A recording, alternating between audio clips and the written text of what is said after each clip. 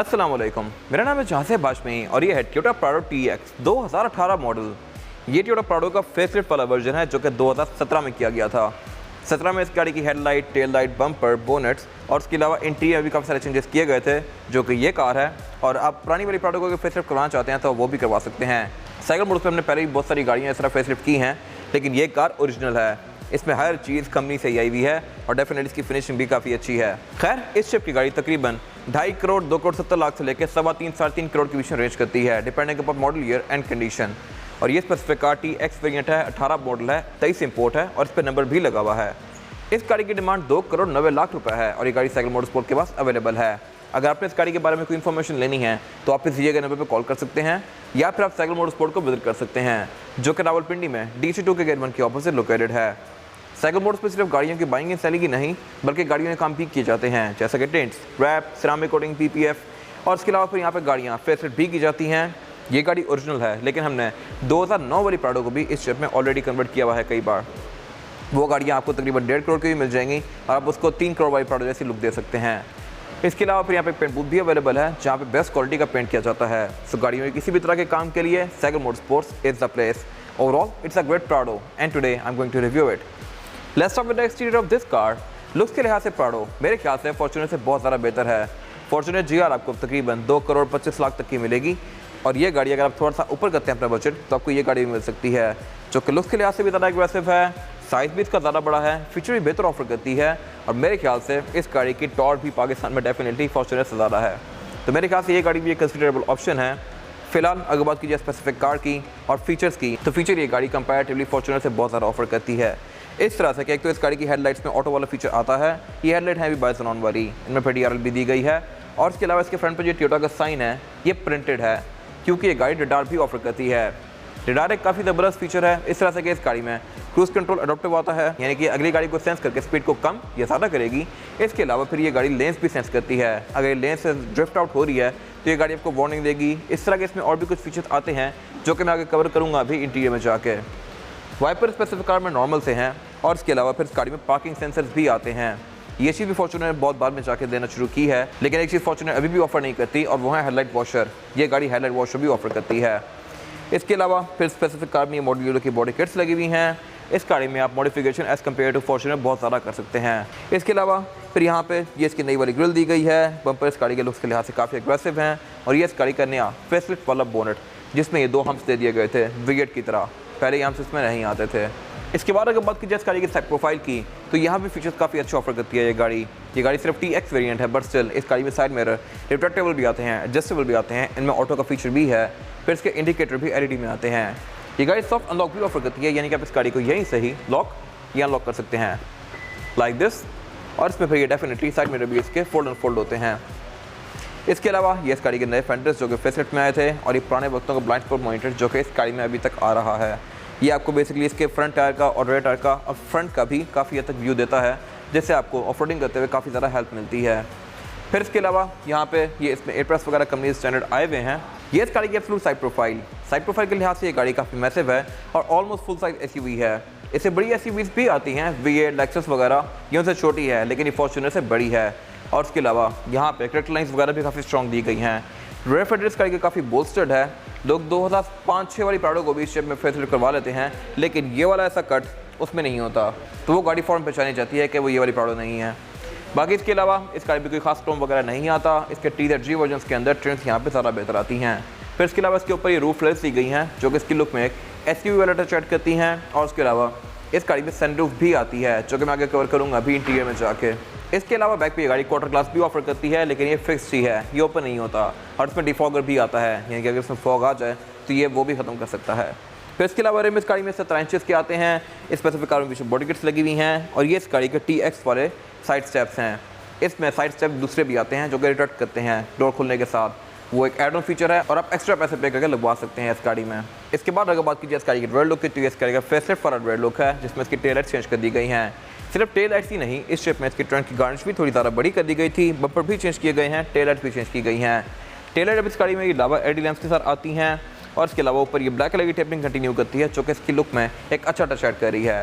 फिर इसके अलावा प्राडो में एक चीज़ और अच्छी है और वो ये है कि इस गाड़ी की रेयर विंडशील्ड आप अलग से भी ओपन कर सकते हैं। यहाँ पर एक बटन दिया गया है जिससे ये अनलॉक होती है और फिर आप इसको अलग से इस तरह से ओपन कर सकते हैं। यहाँ से बाकी क्रॉसिंग भी अच्छी होती है और इसके अलावा अगर आपने कोई ज़्यादा हैवी सामान नहीं निकाला तो आप यहाँ से भी निकाल सकते हैं, या अगर आपने कोई शॉपर वगैरह रखना है तो आप वो भी यहाँ से रख सकते हैं। इसके अलावा अगर बात कीजिए पूरे टेल गेट की तो ये साइड हिंज आता है, इसको आप इस तरह से ओपन करेंगे लाइक दिस। और ये इस गाड़ी की ट्रंक कैपेसिटी जो कि बहुत ज़्यादा स्पेशियस है, यहाँ पर आप आराम से 4-5 लोगों के सामान रख सकते हैं, लेकिन अगर आपने यहाँ पे लोग बिठाने हैं तो आप वो भी बिठा सकते हैं। इसमें 3rd रो सीट्स भी दी गई हैं जहाँ पर आप बैक पे 2 एक्स्ट्रा लोग भी बिठा सकते हैं, और अगर आपने नहीं बिठाने तो आप इनको फोल्ड करके इस गाड़ी की ट्रंक कैपेसिटी को और ज़्यादा खुला बना सकते हैं। प्लस इस गाड़ी में 3rd रो सीट्स आती भी सिंकिंग हैं, यानी कि फ्लोर के अंदर ही फोल्ड होती हैं। फिर इसके अलावा इस गाड़ी की जो 2nd रो सीट्स हैं ये भी फोल्डेबल आती हैं और इसकी ट्रंक के अंदर 2 कंपार्टमेंट्स दिए गए हैं। अगले कंपार्टमेंट में इसकी टूल किट आती है जिसको आप इस तरह से ओपन कर सकते हैं, और उससे आगे वाले कंपार्टमेंट में भी कुछ टूल्स दिए गए हैं, और डेफिनेटली आप इस गाड़ी के ट्रंक के गेट को लॉक भी कर सकते हैं। इसके हाइड्रोलिक को अगर आप पीछे की तरफ ट्विस्ट करेंगे तो ये लॉक हो जाएगा, अब ये बंद नहीं हो सकता, लेकिन अगर मैं इसको आगे करके अनलॉक करूँगा तो अब ये आप आराम से फोल्ड कर सकते हैं ताकि किसी पहाड़ी वगैरह पर ये आपको आके लगे ना। बाकी बैक पे ऊपर ये स्पॉइलर आता है, इसमें रेयर ब्रेक लैंप आता है, रेयर विंडशील्ड वॉशर आता है, बैक पे पार्किंग सेंसर्स आते हैं, बॉडी किट्स आती हैं, और इसके अलावा यहाँ पे कुछ खास है नहीं। इसके बाद अगर बात कीजिए इस गाड़ी के इंटीरियर की तो ये प्राडो का फेसलिफ्ट वाला इंटीरियर है जो कि लुक्स के लिहाज से पिछली किसी भी प्राडो से बहुत ज़्यादा बेहतर है। ये स्पेसिफिक कार है भी बेज रूम में तो इसके इंटीरियर की लुक और ज़्यादा ब्राइट आती है, और इसमें काफ़ी स्लीक सी वुड की ट्रिम्स कंटिन्यू की गई हैं जो कि इसको काफ़ी अच्छी लुक दे रही हैं। फिलहाल अगर बात कीजिए इस गाड़ी के स्टीयरिंग व्हील की तो स्टीयरिंग व्हील इस गाड़ी में LC V8 जैसा आता है जो कि 200 सीरीज़ में आता था, उसमें भी ये 16-17 के बाद से आना शुरू हुआ था। इस गाड़ी में भी फेसलिफ्ट के बाद से आना शुरू हुआ है और इसकी फील बहुत ज़्यादा प्रीमियम है। ये स्टीयरिंग व्हील 4 स्पोक है, लेफ्ट राइट स्पोक पर डिफरेंट कंट्रोल्स दिए गए हैं। लेफ्ट स्पोक के जो कंट्रोल्स ये मल्टीमीडिया सिस्टम के हैं, राइट स्पोक के कंट्रोल जो दिए गए हैं यहाँ से आप इसके MID क्लस्टर के बीच में नेविगेट कर सकते हैं। फिर ये गाड़ी क्रूज कंट्रोल भी ऑफर करती है जो कि एडॉप्टिव है, यानी कि गाड़ी अगली गाड़ी के लिहाज से अपनी स्पीड को कम या ज़्यादा करेगी। और इसके अलावा एयरबैग ये गाड़ी टोटल 9 ऑफर करती है, एक स्टीयरिंग व्हील में, एक डैशबोर्ड में, 4 पिलर्स में, 2 सीट्स के साइड पर और फिर एक ड्राइवर के नी पे। पैसेंजर के नी पे नहीं आता, LC 300 में पैसेंजर के नी पे भी आना शुरू हो गया है। अगर बात की जाए इस गाड़ी के हेडलाइट के कंट्रोल की तो हमने ऑटो का फीचर भी आता है, और इसके अलावा फिर इसमें फॉग का कंट्रोल भी स्टैंडर्ड आता है कंपनी से। वाइपर इस गाड़ी में नॉर्मल से हैं, लेकिन ये फ्रंट और बैक दोनों पे आते हैं। और इसके अलावा अगर बात की जाए इस गाड़ी के मीटर की तो ये भी काफ़ी इंप्रूव्ड है पिछली किसी भी प्राडो से। ये फेसलिफ्ट वाला मीटर है जो ग्रे और वाइट की कॉम्बिनेशन में है, और इसके अलावा इसकी जो रेड लाइन है RPM की ये 5.5 के बाद शुरू होती है, क्योंकि गाड़ी पेट्रोल है। जो डीजल कार्स होती हैं उसमें रेड लाइन काफ़ी पहले शुरू हो जाती है। और इसके अलावा इस गाड़ी की स्पीड लिमिट 180 तक है, डेफिनेटली क्योंकि ये कार जैपनीज़ है। आप बेशक 660 की कार ले लें, 1300 लें, 1800 लें, प्राडो लें, V8 लें, इन सब में स्पीड लिमिट 180 तक ही होगी। मोस्टली कार्स जापानी 180 पे जाकर लॉक हो जाती हैं। फिर इसके अलावा इसका जो MID क्लस्टर है ये फीचर्स के लिहाज से काफ़ी इक्विप्ड है। ये आपको इस गाड़ी का टायर टर्निंग रेडियस, रडार के सेंसर्स वगैरह को ऑन ऑफ कर सकते हैं आप यहाँ से। यहाँ पे आपको इस गाड़ी के मैसेज शो करवाएगा, टायर टर्निंग रेडियस शो करवाएगा, लेन डिपार्चर असिस्ट, PCS वगैरह को आप यहाँ से ऑन कर सकते हैं। इसके अलावा फिर यहाँ पे ये गाड़ी आपको स्टैट्स शो करवाएगी जैसे कि ट्रिप्स, एवरेज किलोमीटर पर लीटर, टायर टर्निंग रेडियस, इस तरह की सारी चीज़ें ये गाड़ी ऑफर करती है, और ये आपको इस स्क्रीन के अंदर शो होती हैं।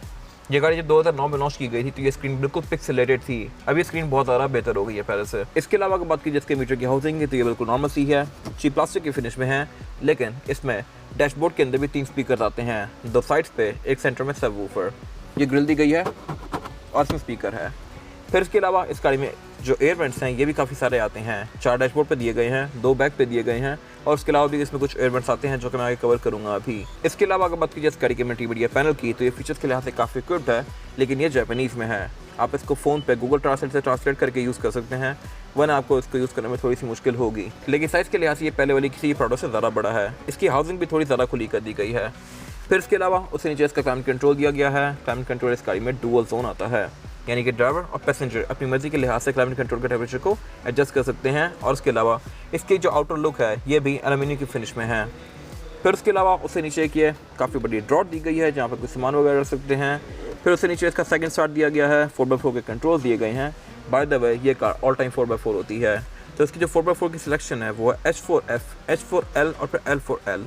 और उसके अलावा यहाँ पे इसका ट्रैक्शन कंट्रोल दिया गया है। उससे नीचे फिर ये इसके 2 कप होल्डर्स दिए गए हैं, इसका गेयर सेलेक्टर दिया गया है, और इसमें जो गेयर सिलेक्शन है वो है P, R and D, और स्पोर्ट्स पे करके आप इस गाड़ी को मैनुअली भी चला सकते हैं लाइक दिस। फिर उससे पीछे यहाँ पे ब्लैंक स्विचेस दिए गए हैं, पावर आउटलेट दिया गया है, एक ड्रॉर दी गई है जहाँ पर आप इसकी की रख सकते हैं, और उससे पीछे का सेंटर कंसोल दिया गया है जो कि काफ़ी स्पेशियस है। और इसमें 2 अलग अलग कंपार्टमेंट्स आते हैं।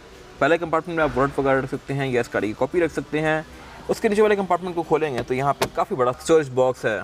ये बेसिकली एक कूल बॉक्स है। अगर आप इसके वेंट को ओपन कर देंगे तो ये गाड़ी एसी की हवा यहाँ थ्रू करेगी और आपकी ड्रिंक्स वगैरह को ठंडा रखेगी। इसके अलावा अगर बात कीजिए इस गाड़ी की सीट्स की तो ये काफ़ी ज़्यादा कंफर्टेबल हैं और मेरे ख्याल में ये TZG वाली कार से भी ज़्यादा कंफर्टेबल हैं, क्योंकि इसके बड़े वेरिएंट्स के अंदर सीट्स लेदर की फिनिश में आती हैं। वो सीट्स थोड़ी सी हार्ड होती हैं, आपको उसमें स्वेटिंग ज़्यादा होती है। पाकिस्तान के लिहाज से ये सीट्स मेरे ख्याल से बेस्ट हैं। और इसके अलावा फिर इसमें एयरबैग्स भी आते हैं सीट्स में, लेकिन ये सीट्स हैं मैनुअली एडजस्टेबल। इसके जो TXL या TZG वेरिएंट्स आते हैं उनमें ये इलेक्ट्रॉनिकली एडजस्टेबल होती हैं। फिर इसके अलावा यही फैब्रिक इसका डोर्स के अंदर भी कंटिन्यू किया गया है। और इसके अलावा इस गाड़ी की सारी विंडो सिंगल टैप वाली हैं, यानी कि आप इनको सिंगल टैप से फुली रोल डाउन या रोल अप कर सकते हैं। इसके अलावा इस गाड़ी में साइड मिरर भी रिट्रैक्टेबल आते हैं, यानी कि आप इनको गाड़ी के अंदर बैठ के फोल्ड या अनफोल्ड कर सकते हैं। और फिर इस गाड़ी में पुश स्टार्ट आता है, आप इसको सिंगल टैप से ही ऑन कर सकते हैं। फिर इसके अलावा इस गाड़ी में हेडलाइट वॉशर आते हैं और ऑटो लेवलिंग का बटन आता है, आप इसका ऑटो लेवलिंग भी ऑन ऑफ कर सकते हैं हेडलाइट्स का। फिर इसके अलावा इस गाड़ी में एंटी-मेयर ड्राइवर पैसेंजर दोनों के लिए आते हैं। दोनों में ही लाइट्स आती हैं जो ऑटोमेटिकली ऑन होती हैं। सेंटर में फिर एक सनग्लास होल्डर दिया गया है और इसके अलावा 2 कैबिन लाइट्स दी गई हैं जो कि हैलोजन में हैं। और ये इस गाड़ी का यूनिक सेलिंग पॉइंट इसकी सनरूफ। फॉर्च्यूनर सनरूफ ऑफर नहीं करती और जो लोग फॉर्च्यूनर के बाद प्राडो पे जाते हैं उनकी मेन रीज़न होती ही सनरूफ है। सनरूफ मेरे ख्याल से इस गाड़ी का काफ़ी अच्छा ऑप्शन है। इसके अलावा यहाँ पे कुछ खास है नहीं।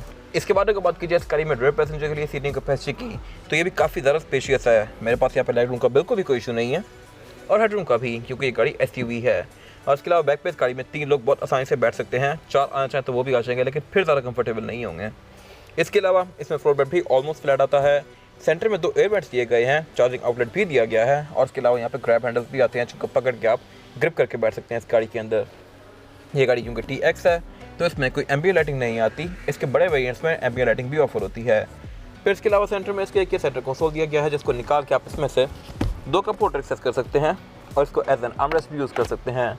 और इसके अलावा फिर इस गाड़ी में ISOFIX के पोर्ट्स आते हैं, सीट बेल्ट्स आती हैं, 3 हेडरेस्ट आते हैं, रेयर बेंचेस गाड़ी के फोल्डेबल हैं और बाकी बैग में यहाँ पे कैबिनेट्स वगैरह दी गई हैं और कर्टन एयरबैग्स भी आते हैं। इसके अलावा यहाँ पे कुछ खास है नहीं। इसके बाद अगर बात कीजिए गाड़ी के इंजन की तो प्राडो में 3 मेन इंजन ऑफर होते हैं, 2.7 पेट्रोल, 2.8 डीजल और 4.0 पेट्रोल।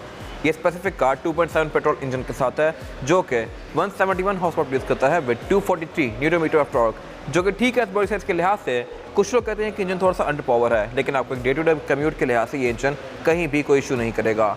अगर आप इसे एक्सट्रीम ऑफ रोडिंग करते हैं तो ही शायद आपको थोड़ा सा स्लगिश फील हो, लेकिन नॉनदलेस इसकी परफॉर्मेंस ठीक है। लेकिन एवरेज ये गाड़ी तकरीबन 6-7 की देती है। यही एवरेज आपको 4.0 वाला इंजन भी देगा। तो अगर आप 4.0 वाले इंजन की तरफ ऑप्ट करते हैं वो मेरे ख्याल से एक बेहतर चॉइस है। बट स्टिल ये गाड़ी भी एक अच्छा ऑप्शन है। 4.0 वाली कार पे टैक्सेस बहुत ज़्यादा पड़ेंगे आपको।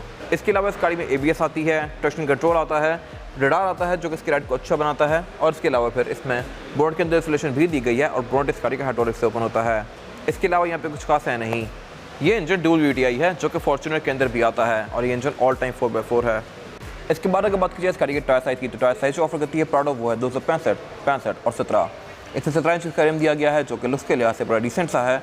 इसमें कुछ और रिम्स भी आते हैं जो कि लुक्स के लिहाज से थोड़े से ज़्यादा अग्रेसिव होते हैं, 18 इंचज़ के और 19 इंचज़ के भी। टायर स्पेसिफिक कार में आफ्टर मार्केट है और ये ऑलमोस्ट न्यू टायर है जो कि आपको 50-60 हज़ार किलोमीटर तक एक काफ़ी अच्छी राइड प्रोवाइड करेगा। और इसके अलावा इस गाड़ी में ऑल व्हील डिस्क ब्रेक आती है, प्लस ABS भी आती है और ट्रैक्शन कंट्रोल भी आता है जो कि इस राइड को और भी अच्छा बनाता है। जहाँ तक बात है राइड क्वालिटी की तो प्राडो की राइड कंपैरेटिवली फॉर्च्यूनर वगैरह से बहुत ज़्यादा बेहतर है। तो मेरे ख्याल से ये गाड़ी हर लिहाज से उससे बेहतर है। ये था आज का रिव्यू। अगर आपको रिव्यू पसंद आया है तो इस रिव्यू को लाइक कीजिए, मेरे चैनल को सब्सक्राइब कीजिए और अगर आपके पास गाड़ी से रिलेटेड कोई भी राय है तो उसको कमेंट सेक्शन में शेयर जरूर कीजिएगा ताकि वो लोग जो ये गाड़ी देने वाले हैं वो आपकी राय से फ़ायदा उठा सकें। अपना ख्याल रखिएगा। Thank you.